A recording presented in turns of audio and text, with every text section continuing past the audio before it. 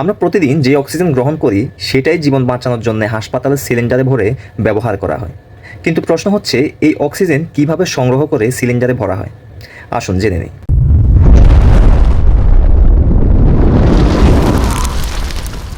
প্রথমে অক্সিজেন সংগ্রহ করা হয় বায়ু থেকে, কারণ আমাদের চারপাশে বাতাসে প্রায় 21% অক্সিজেন থাকে।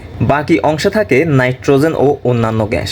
এই বাতাসকে প্রথমে বিশাল এক কম্প্রেসারে টেনে নিয়ে ঠান্ডা করে তরল করা হয়, একে বলে লিকুইফিকেশন। এরপর বিশেষ এক প্রক্রিয়ায় ফ্র্যাকশনাল ডিস্টিলেশনের মাধ্যমে বাতাস থেকে অক্সিজেনকে আলাদা করা হয়। এভাবে আলাদা করা অক্সিজেন তখন তরল অবস্থায় থাকে, যাকে বলা হয় লিকুইড অক্সিজেন। এই তরল অক্সিজেনকে পরে আবার গ্যাসে রূপান্তর করা হয় এবং অতিরিক্ত চাপ দিয়ে সিলিন্ডারে ভরা হয়। এই সিলিন্ডারগুলো বিশেষভাবে তৈরি যাতে অক্সিজেন ভিতরে অনেক চাপে থেকেও নিরাপদ থাকে। একটি সিলিন্ডারে 200 বার পর্যন্ত চাপ দিয়ে অক্সিজেন ভরা হয়।